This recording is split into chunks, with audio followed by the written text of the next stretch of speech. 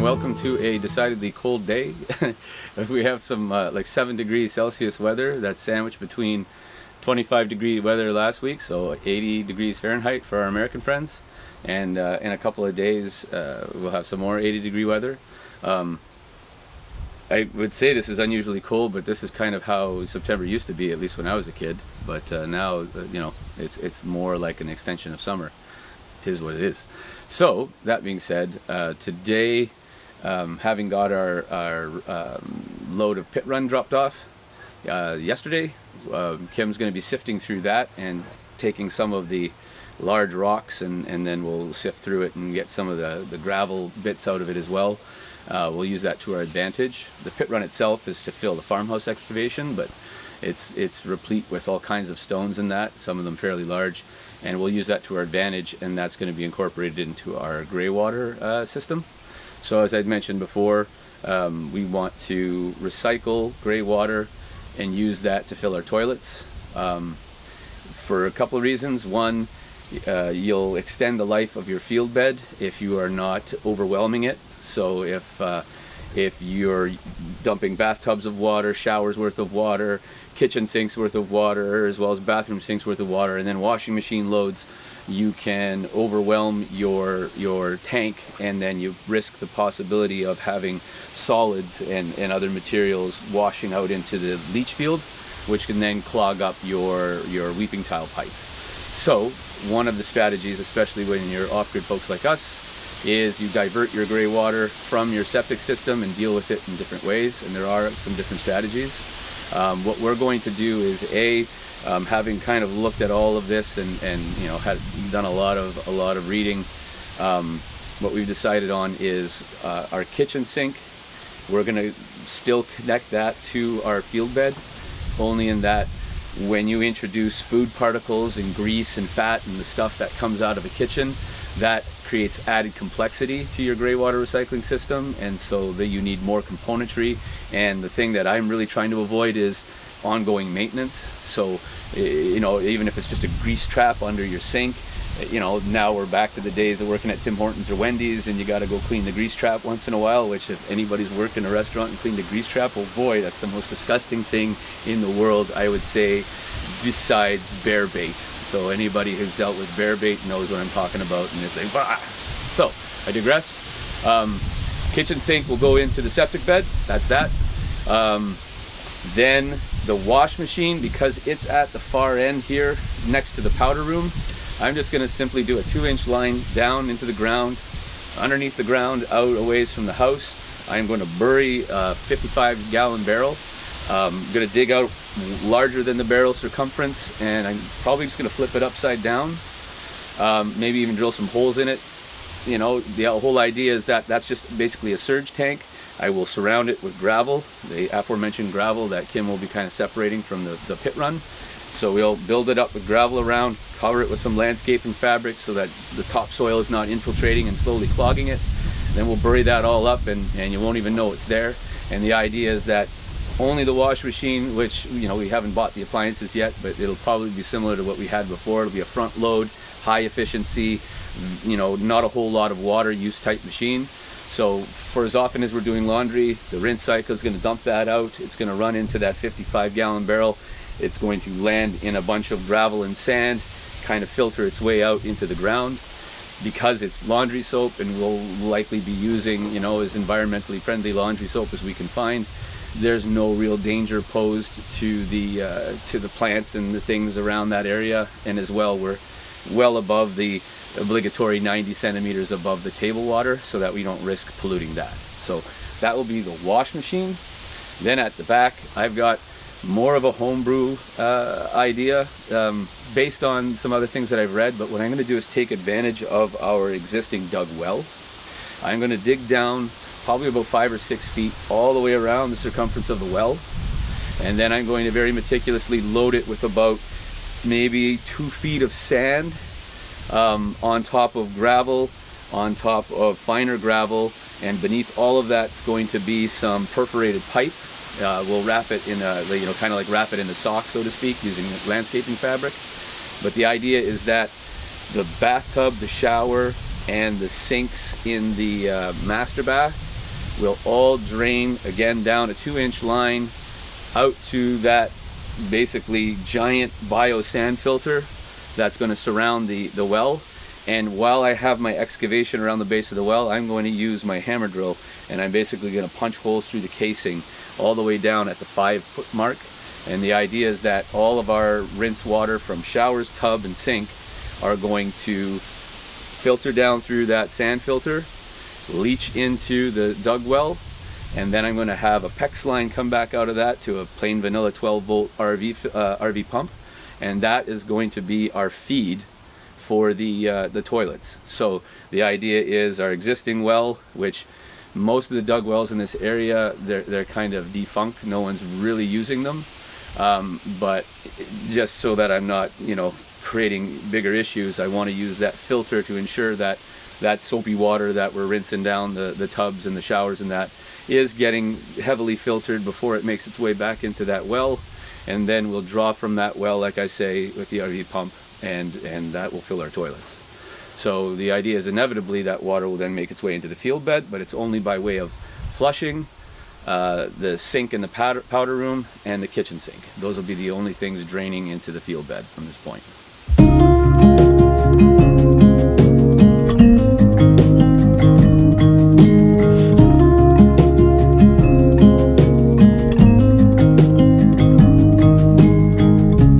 Take a leap of faith,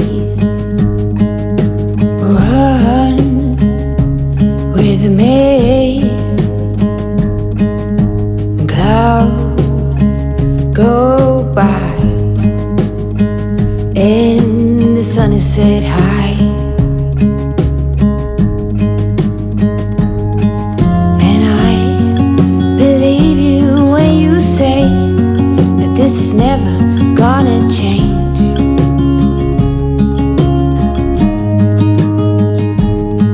Say, would you like to spend your day with me always?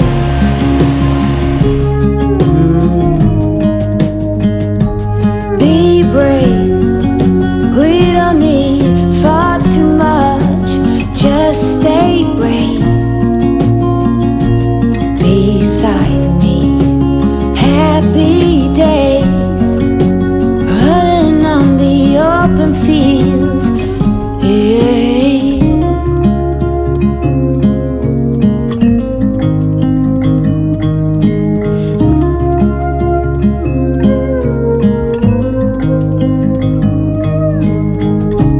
Take on me, I'm worth your wide.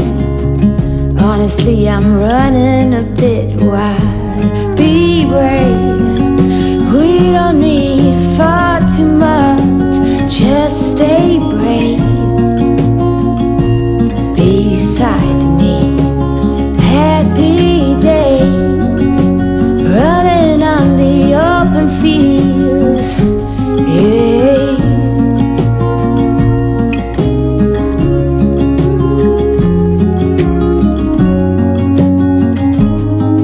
And I believe you when you say that this is never gonna change.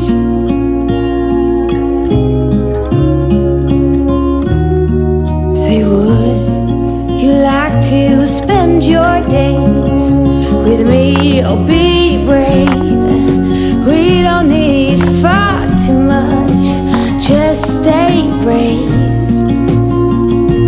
here beside me. Oh, happy days, running on the open fields, we'll stay brave, yeah.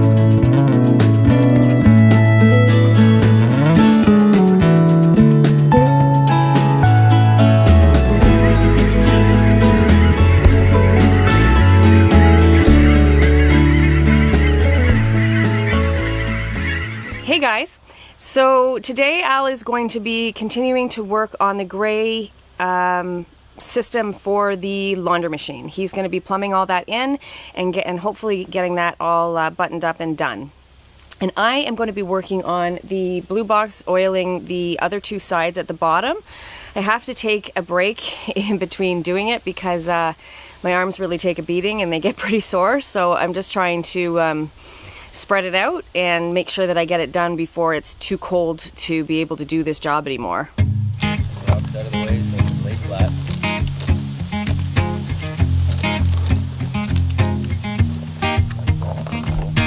People knew her by her will to make it whatever she put her mind to. Late night hours up the hill, serving coffee to strangers, talking about revenue. She kept dreaming of a world big enough for everyone, but she knew it must rain before it grows. She kept dreaming of the day butterflies survived the wheel, even though she got knocked down and never showed. Dear Lily, where'd you go? Where's your heart at? Why'd you fall back? Lately your afterglow is shining brighter, waking up an easy egg.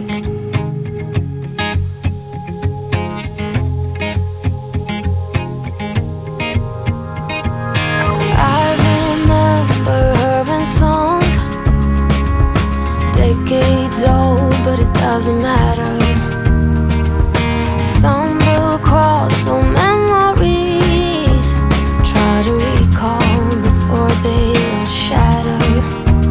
She kept dreaming of a world big enough for everyone, but she knew it must rain before it grows. She kept dreaming of a day butterflies survive the wheel, even though she got knocked down and never showed. Dear Lily, where'd you go? Where's your heart at? Why'd you fall back? Lately your afterglow is shining brighter, waking up an easy egg.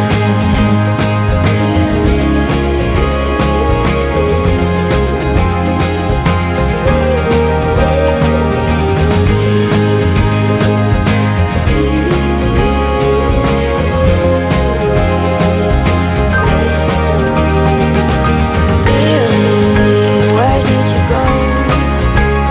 Where's your heart at? Why did you fall back? Lately your afterglow is shining brighter.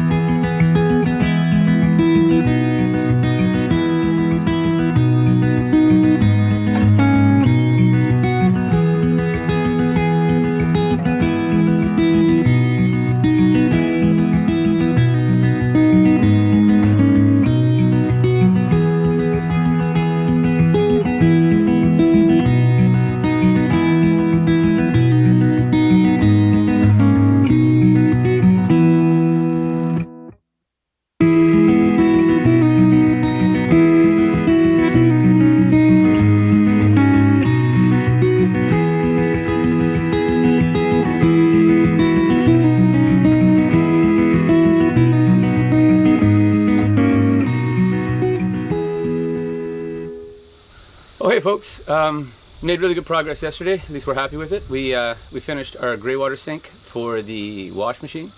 so that's in, and then did some more grading, found a bunch of more interesting junk, an old school stubby, like really old school stubby beer bottle, the back of an old Timex watch, well actually I don't even know if it's that old, a cedar post about 2 feet long, you know, just little surprises, busted fire poker. It seems like anywhere where we've got like a suspicious lump around the farmhouse, it's almost like a carpet that someone has lifted and swept a bunch of junk under. I found a lifter, I don't know if it's from a tractor or a car or something, a couple weeks back. That was interesting. I digress. What we're doing today is nothing house related, it's blue box related. It's been something I've been meaning to do every time I've gone up on the roof, like when we installed the Starlink or I go and check. It was a step that I had in my mind to finish and just never got around to it. So the fascia, the siding or whatever you want to call it, the pine board that we have at the top around the rim, it's just flush with the walls, which means there's a space between the TPO that overlays the roof like a shower cap and that wood. So what's happening is bits of pine needles and stuff coming off the trees, dirt and debris are collecting in there. I don't like that because that means, especially in the winter, snow will get in there, melt, kind of adhere to those bits of pine needles, so you end up with this wet mush. Then it's going to freeze and expand, and it's going to slowly push that siding off the wall as well. I can't imagine it's not going to contribute to rot, just having that wet mush stuck between the siding and the TPO where it can't really dry out very conveniently. So I've dragged the hose from the compressor up. I'm going to blow all the debris out. Originally I was planning on cutting some more pine and just having a cap that sits on top and then screw that into the top of the siding so that it goes all the way around. But I think what would be easier and I think longer lasting is just we have all this leftover TPO from the roof. We do want to keep some in case we need to patch. If we ever have a branch come off one of these trees or something and poke a hole, I can do a heat weld patch on that hole. But I'm just going to steal maybe a 3-inch strip, 3 of them or so, off the end of the roll, and then I'm going to heat weld them together and just create a flap, if you will, like that just sits flush. I'm going to use flat nails, like roofing nails, to nail it to the edge and just have it sit over top of that gap between the wood and the TPO.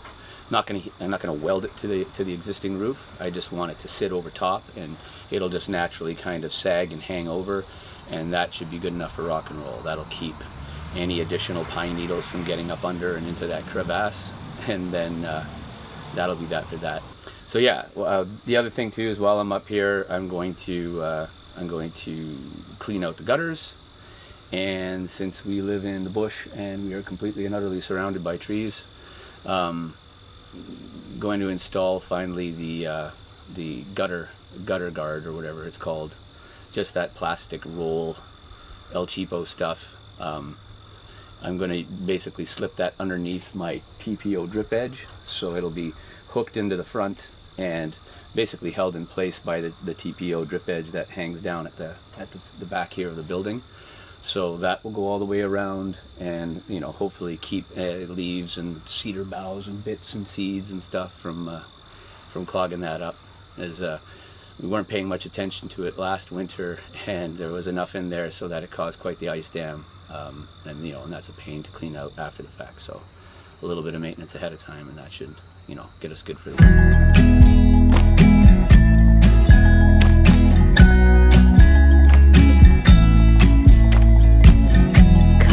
Closer, dance for me. Easy, tiger, easy, let your hair down. Come closer, let me see all your million faces and all your million mistakes. You don't need to hide. Come closer so that we can be together. Everything that has been don't matter no more. We've burned it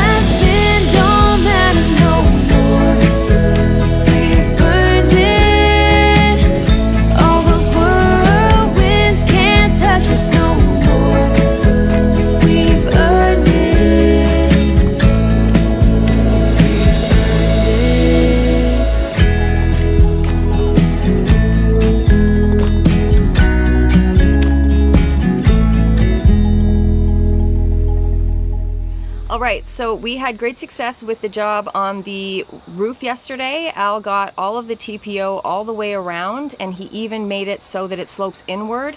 It was a little bit of extra work for him, but I think it was worth it. It looks great.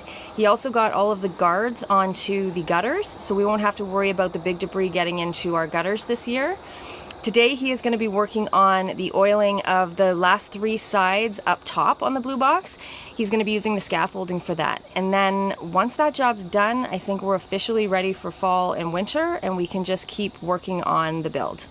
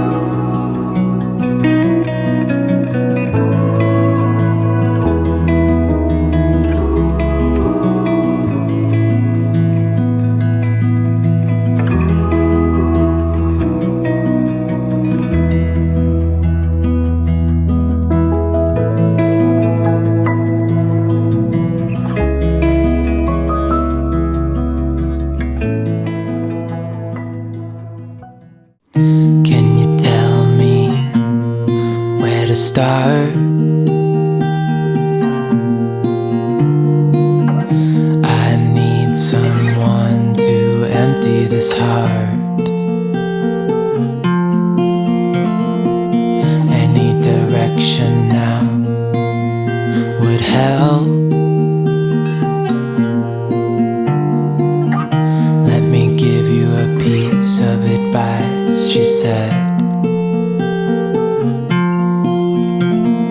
Larger ain't bolder, and wiser ain't older. Just hold on to what you believe in. Under bridges and heavy rocks, we keep on dancing. Yes, we've traveled far, seen so many